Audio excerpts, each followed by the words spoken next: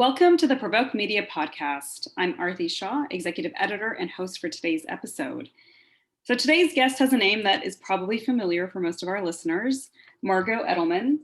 Margot is currently Edelman's general manager of Silicon Valley and has been the firm's Bay Area lead since I believe last year. But even before this, she's been with the family business since 2013. Welcome to the show, Margot.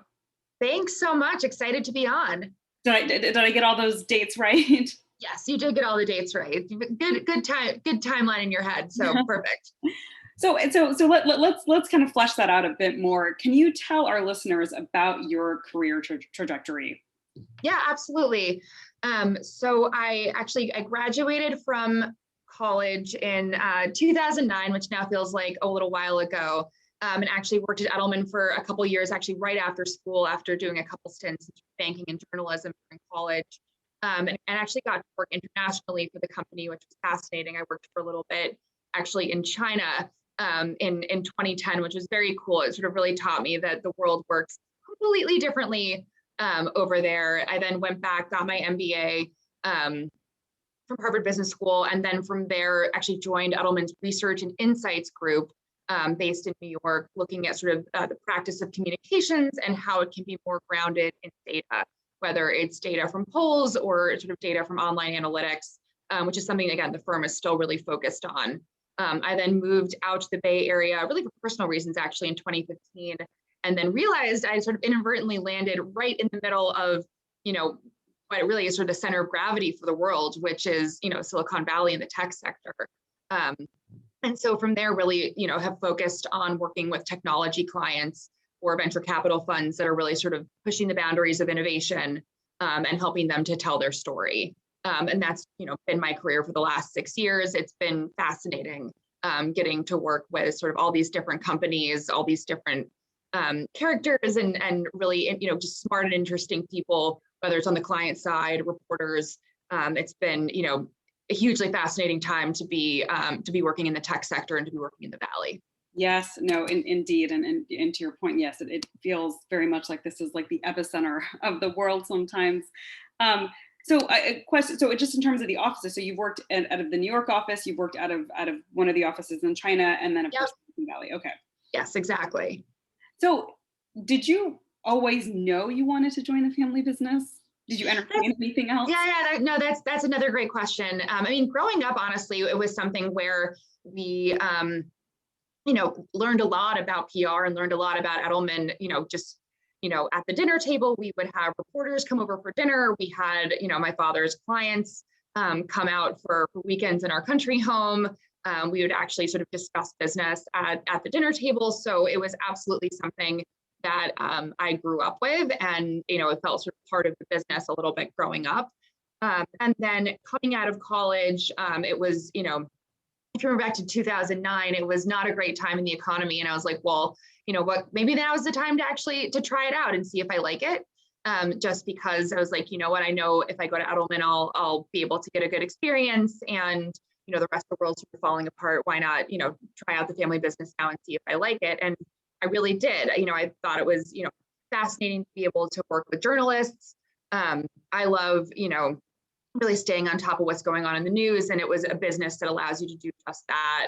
And then, as I said, I worked in Shanghai for a bit, and it was like, this is awesome being able to be part of really a global organization as well. And really, you feel like you're part of the world when you work at Edelman. So that was also something that really drew me to the business. It's not, it is a family business, of course, but it's also, a global business where we really get to work with, the top companies worldwide. And that's, an awesome opportunity to have. Right. And just for any of our listeners who aren't aware, I should give the context. So you are Richard Edelman, who's the CEO of Edelman. You're his eldest daughter. You got it. And so, and I wanted to just touch a little bit on the data when you worked on that side of the business. What were your kind of key learnings on that side, and how kind of what do you carry with you from? Absolutely.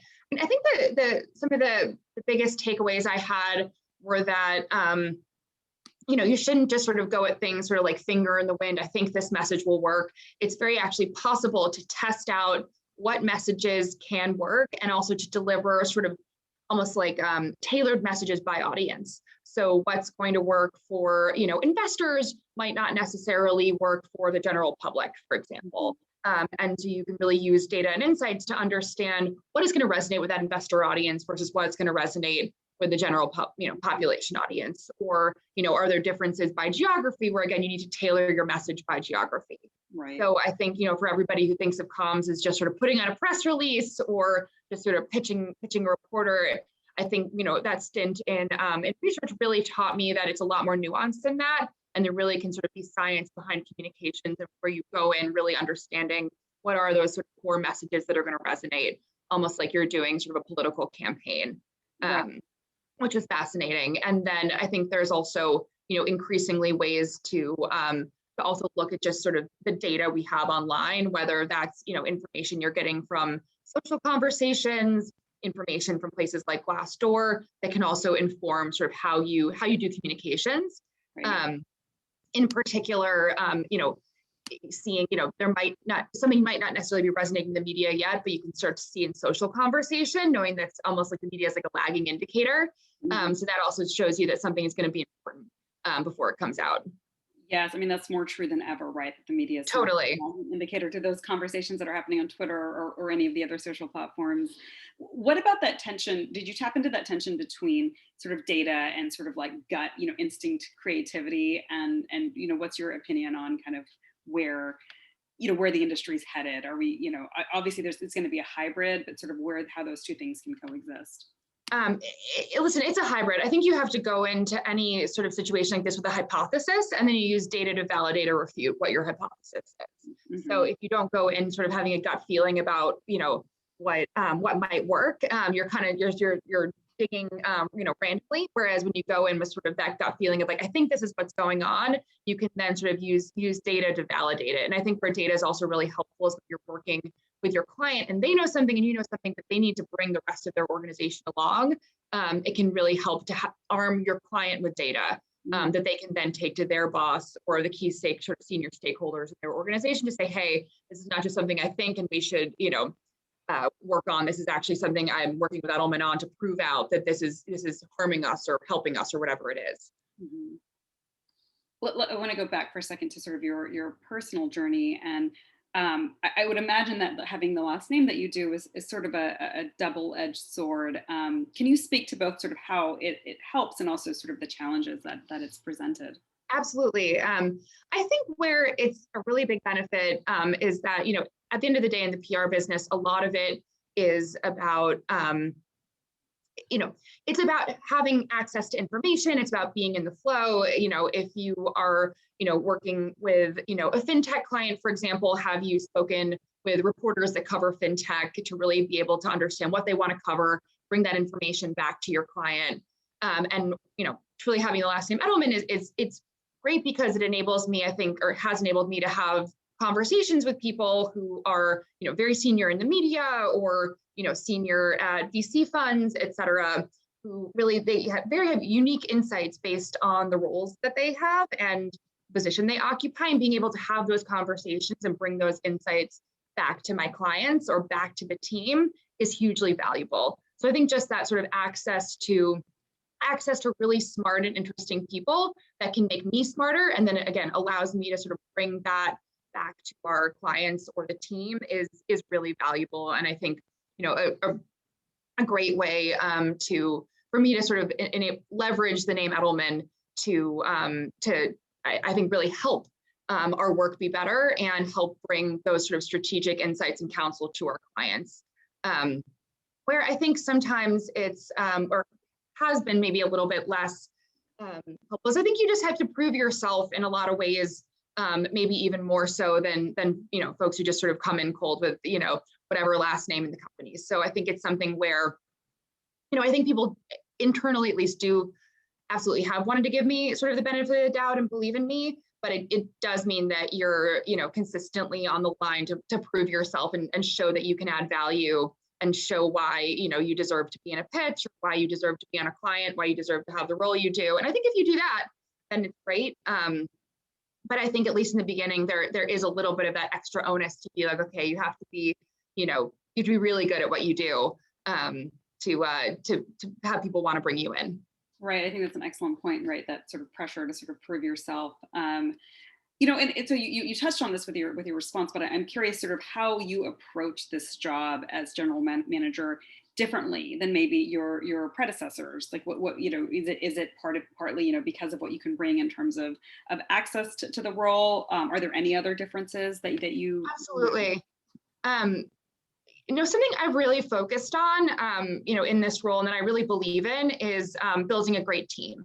I think it's easy in some ways to say, okay, I'm going to go out there in the world, I'm going to meet a bunch of people, I'm going to go try to win a bunch of business, et cetera. But if you don't have the team to back you up and to be able to work and partner with you to deliver and want to deliver for you, you can win all the business you want. And then, it won't matter because you won't have the team behind you to do great work in partnership with you. So my first priority is, just really been a focus on building a great team in the Bay Area and making sure we have really the best of Edelman out in the Bay Area, just because it is such an important market for us. And I know for a long time, we started in Chicago, then co-headquartered in New York.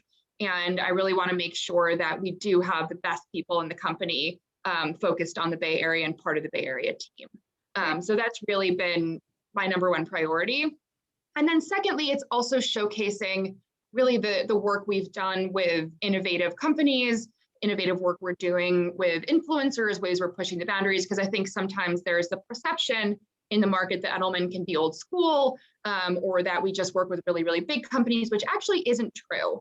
We do work with, venture capital funds, we do work with, fast growing tech companies, and that's, building up that book of business has been a big priority for me. And so at this point, we definitely have the clients and the work to back it up. And I want to make sure we're getting that message out into the world that we want to deliver and do great work for, really innovative and interesting companies. And, that we're, more than capable of doing that and doing it at scale across the globe.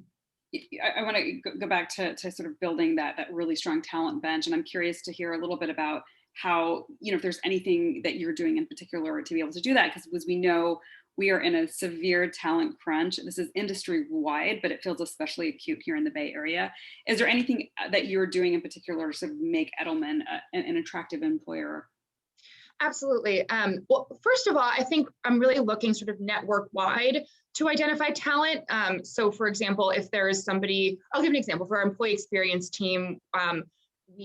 There was somebody at Edelman who I think she was number 2 in the employee experience team in Chicago. The number 1 person wasn't going anywhere, and she's now sort of moved out to the Bay Area and is running the employee experience group in the Bay and has done a fabulous job, since she's got the role of growing our employee experience business. So I think it's really taking sort of a global look at talent, not just looking at talent as a Bay Area proposition, but really saying, who are those sort of number 2s in the network who could do a fabulous job as number 1 if they were given the chance? And so really trying hard to sort of get some of those folks out to the Bay Area. And then I think secondly, when we're looking at hiring, I think we're not just looking at hiring in San Francisco proper, we're really looking at it as more of like a West Coast talent strategy. So if you're on the time zone or within the time zone, we want to talk to you. We're flexible, and we're more than happy to, hire somebody who sits in a different market. I was joking that we should have a whole floor in the LA office that's the San Francisco office, but that lives in LA, for example. Well, that's actually a very good point. As we are looking at what the office of the future will look like, what do you expect sort of Edelman Silicon Valley to look like? Do you expect it to be fairly distributed? Do you expect that, is remote working here to stay? What's your vision as we move into kind of, as we crawl out of this pandemic? Absolutely. I mean, listen, I don't think we're going to go back to what we had before, which is, everybody expected to be in the office 5 days a week. At the same time, I think the opportunity to be in an office, to collaborate with your peers, to see people in person, especially for the junior team members who, I think there's huge benefit to having an opportunity to sit down, collaborate, being in the same room. So I think it's going to be somewhere in the middle, right? Where, we are going to be absolutely offering office space. Ideally, we would have team members in multiple days a week. But it will not look like it was before, which is, 5 days a week in the office, you have your set desk. Yeah, no, I mean that all indications seem to point in that way, and I think it seems to like that will be a competitive advantage for employers as well, right? Um, well, let's take a step back and talk a little bit about sort of, I mean, Edelman, but even like DJE's evolution here in the Bay Area. Yeah. I find it really amazing because I've been out here on and off since like 2007, and I remember in those days people were saying, "Well, Edelman's not a really big player out here; it's really A&R," which of course was the A&R Partners, which you all acquired. Of course, since then I've seen DJE basically corner the tech market in some ways. I mean, eBay, PayPal, HP, Microsoft, Google, Zoom. I mean, just to name a few, right? So, what's your take on Edelman's sort of market strength and perhaps weaknesses in this market? And that's a great question. So I think one thing that we do, really well is scale. I mean, and that I know that's an obvious answer, but we are a global firm, and so for these businesses, and it's not just for sort of the Microsofts and Googles of the world, which of course, that's having scale is a prerequisite for working with them. But I also think for some of the sort of later stage startups, the companies that have recently IPO'd, they need scale as well because they're selling into companies that are in the middle of the country. They're, expanding into Europe, expanding into Asia, and having, a PR firm that has boots on the ground, but that can also sort of lend that strategic perspective of, okay, I'm going to be, entering Japan. What should I know? What are the watch outs? Like having a team there that can really provide sort of strategic counsel from a communications perspective is critical. So I think scale is, a huge advantage that we have.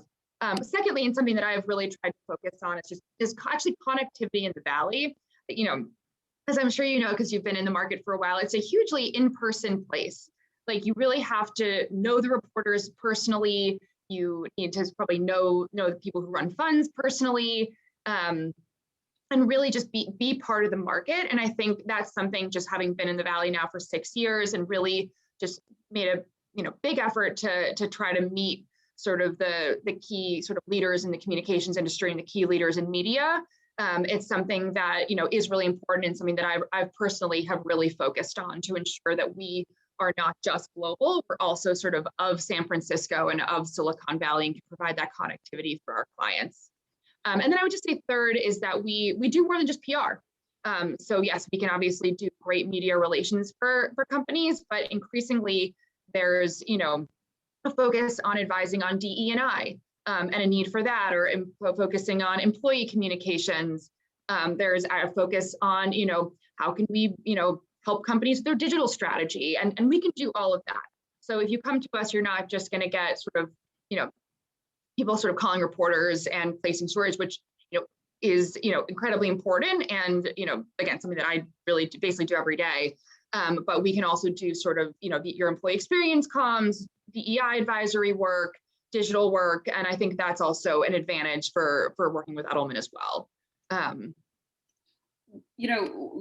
Going back to your point, I think many of well, first of all, thankfully there seems to be enough work out here to go around for most of the firms that exist out here, but many of these independent agencies or boutique agencies, they see themselves as challenger brands to Edelman, and what they'll say in terms of what their market position is that when you come to us, you will be the most important client. Like you don't have to compete with some of these Fortune 20 companies, right? Yeah. So what would you say? What would be your counterpoint to that? Sure, another great question. My counterpoint to that is we want to do great work. That's our goal. It's to do work that is interesting, positions us at the forefront of the conversation. And so, yes, you can absolutely do that with Microsoft, with Google. But I think it's also important for us to work with innovative companies that are disrupting the industries that they're in and partner with them, again, to do industry leading work. And so that's what we're looking to do across the board. And so, I personally really value relationships with companies that are sort of, pushing the industry, trying to disrupt the fields they're in, and are willing to take a risk and to partner with us to do something interesting. One thing that I'm noticing is becoming an issue, and this has been an issue for a while, but it's feeling even like more acute now, is all of the consolidation that's happening on the tech side and what that means for conflicts. And I'm curious sort of what your take is on where, like, not just Edelman, but like where tech PR can go, as you have these behemoths that do a little bit of everything.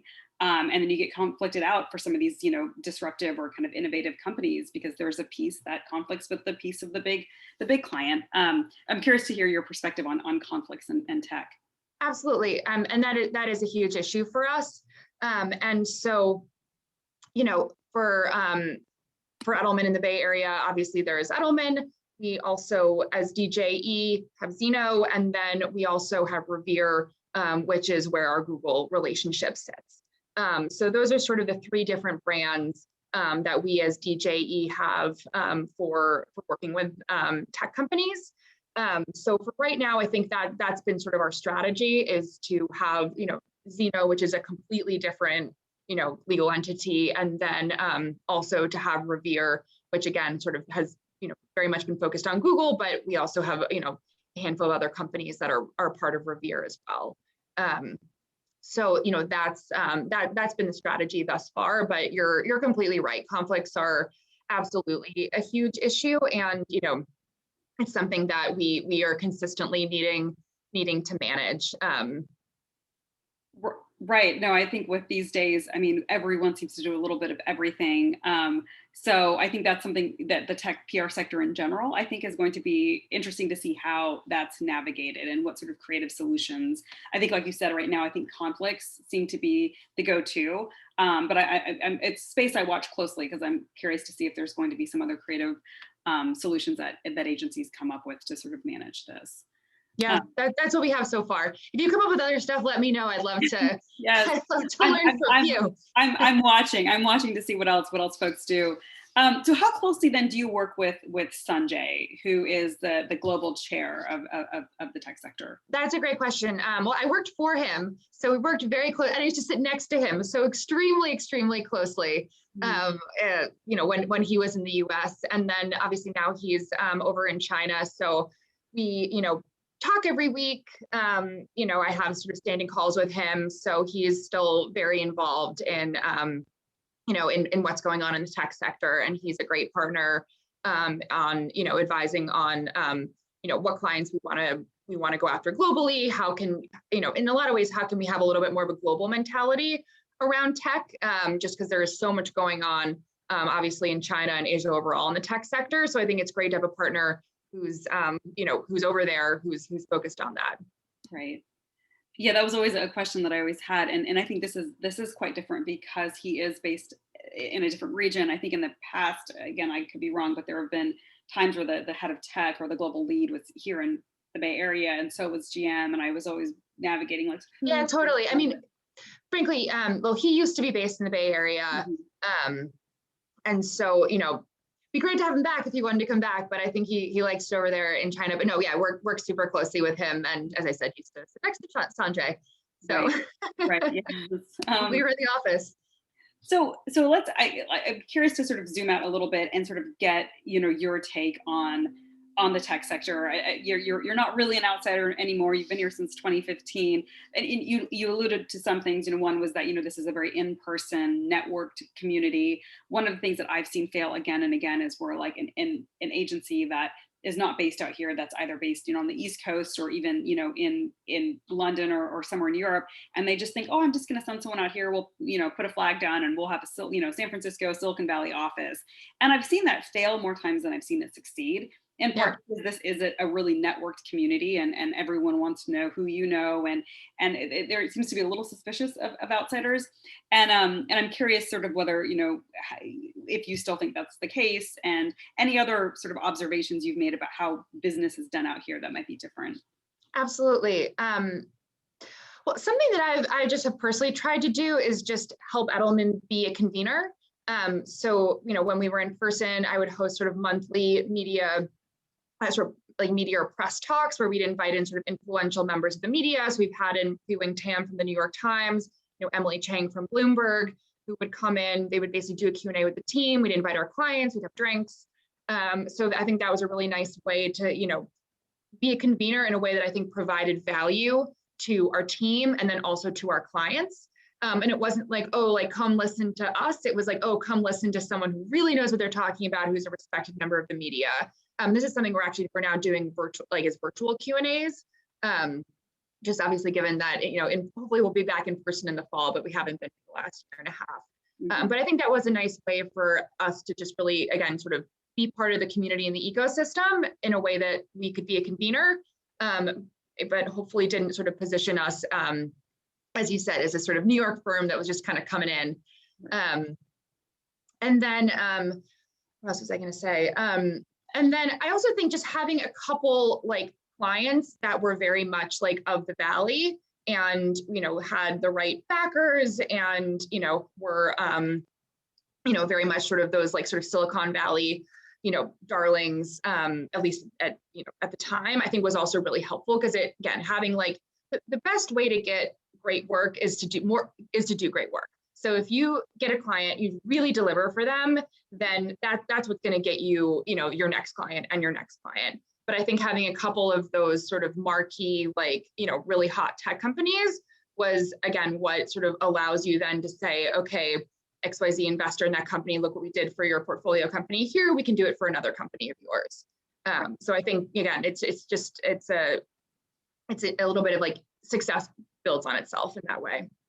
So I'll end with one last question. Like, what is the sort of the hottest tech trend that you are watching right now? That's a great question. I actually think the need for DEI in tech is from a communications perspective, is incredibly important. Obviously there's been, a lot, around the tech industry not having enough diversity, actually employee walkouts over those type of issues. So I think just, increased focus on that has been a big trend, at least from a communications perspective. And it's something that's not just about comms, it's actually about action. It's like, who do you have on your board? Who do you have in your leadership? Are you creating an inclusive environment? Right. So it's, something where it's not just about the messages you put out in the world, it's about actually how are you engaging as a company and building a team that is diverse. That's one. And then I actually think the second is really around, reskilling and retraining for workers and especially for Americans. I think the pandemic only accelerated, fears of tech, displacing people's jobs. We did a survey that actually was our annual trust barometer survey that showed that trust in tech, at least in the US, had dropped, I believe, like something like 9 points, which is a huge, huge drop. And a lot of it we think is because of fears around job loss related to the tech industry. So I think the more tech companies can, really take action and, show how they're helping to both retrain their own employees and then reskill Americans for tech jobs, I think is also incredibly important and definitely a trend, we're seeing coming out of the pandemic. Oh, that's so interesting. So you think it was that drop in trust was more driven by the fear of job displacement, more than like privacy issues and things like that? That's our thesis anyways, or that's sort of what the data shows. But, obviously privacy issues are also huge as well. Right. No, that's so interesting. Well, I mean, I think you nailed two areas that I feel like we could have a separate podcast just on DE&I in the tech sector and trust in the tech sector. Those are two huge topics that I know are watching really closely. But I know we have to wrap up. So thank you, Margot. And this was such a great conversation. And I know you're in a weird position where there are people in this industry are watching your career and its evolution very closely. So I'm sure we'll have you back on the show either in another iteration or maybe to talk about some of these issues like DE&I in the tech sector and also trust. But thank you so much for taking the time today. Thank you. It was fun. Appreciate it. Yes. And of course, we will be back soon with another episode of the PRovoke Media podcast. Perfect. Thanks, Aarti. Thanks. All right, Margot, that was great. I'll talk to you soon. Okay, awesome. All right, quick question for you on that one. Sorry.